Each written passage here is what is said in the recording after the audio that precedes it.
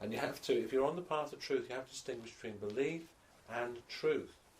And remember, there is only a few truths which we haven't fully explored yet on this path, but you know a couple of steps of truth. I experience my experiences, right?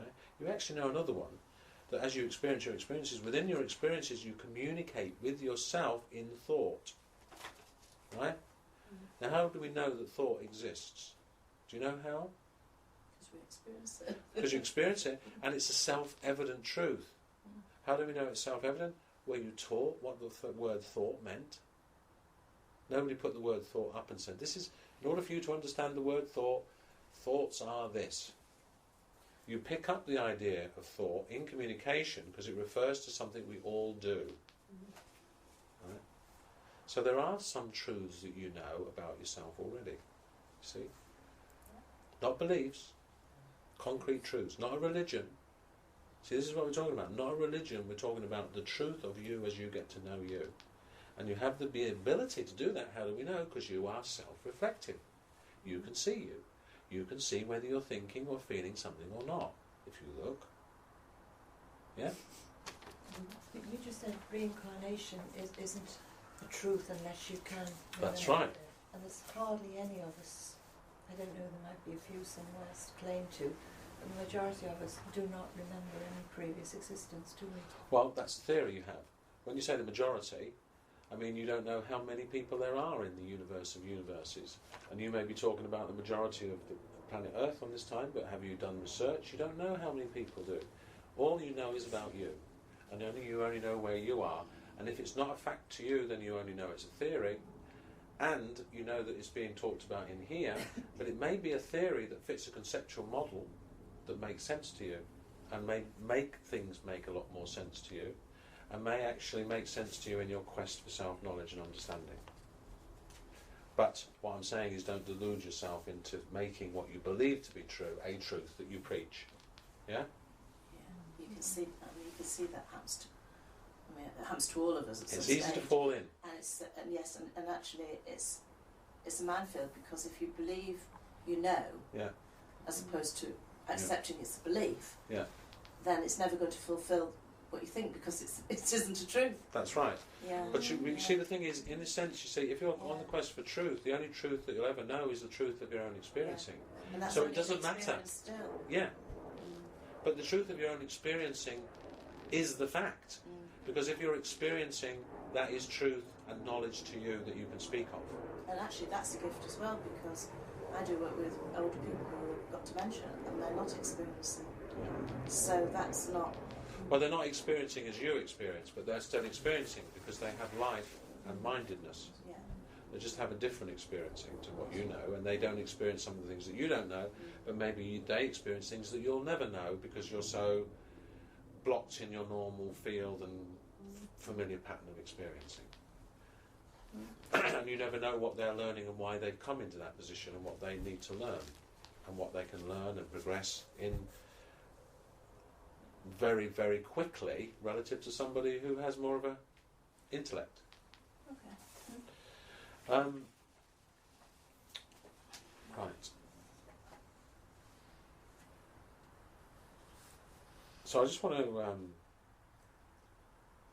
say again, to achieve true progress you have to grow from both sides. New outer knowledge has to be acquired when the old has been integrated and assimilated within. Knowledge must never remain theoretical. So just on that in reincarnation, see, it doesn't. What really matters is not the ideas that will help you to understand something.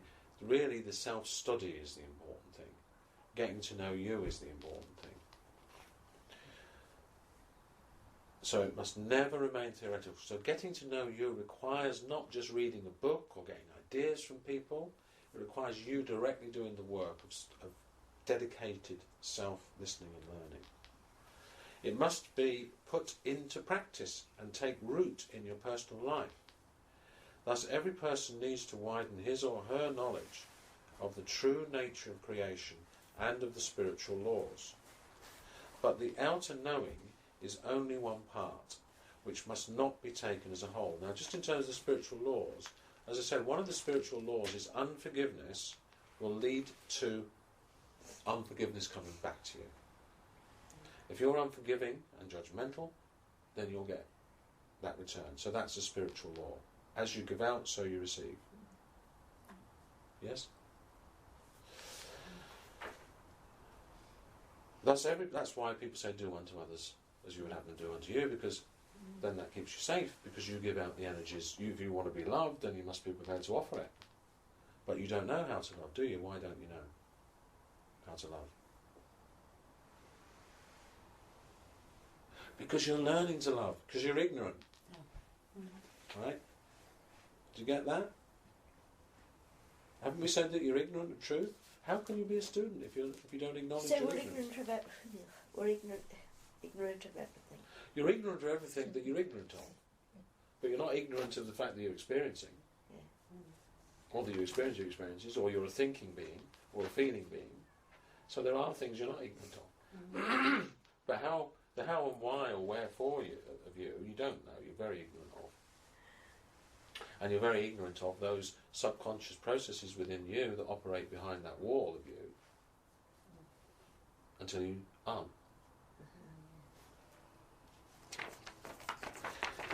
So, new outer knowledge has to be acquired when the old has been integrated and assimilated within. Knowledge must never remain theoretical. It must be put into practice and take root in your personal life. As every person needs to widen his or her knowledge of the true nature of creation and of the spiritual laws. But the outer knowing is only one part, which must not be taken as the whole. Without the other part, the inner assimilation, there can be no harmony in your progress, no real fulfillment, and thus actually no progress. Okay. You all right? You have to get acquainted with yourself, attend to yourself, examine yourself, and acquire the discipline to overcome the resistance which is so difficult at the beginning. You have to observe all your notions about yourself which flatter you and with which it is so easy to deceive yourself. Then you have to cast them off or revise them. This work is something special, something different for each one of you, yet most of it is similar or can even be the same. When we talk about the spiritual progress of a human being, we mean something very individual for each one of you. And you, my dear ones, should search yourself and ask, what hidden part of me still does not react according to the soul reality, the spiritual laws, even if only on a subtle inner level? Where do I lack clarity about certain things in myself? You see, only in acknowledging your ignorance will you ask questions, will you ask for understanding. And the understanding can't come from you at the level of your ignorance. If you're, in a sense, you're like a computer that's got a virus that needs fixing. The virus computer can't fix itself.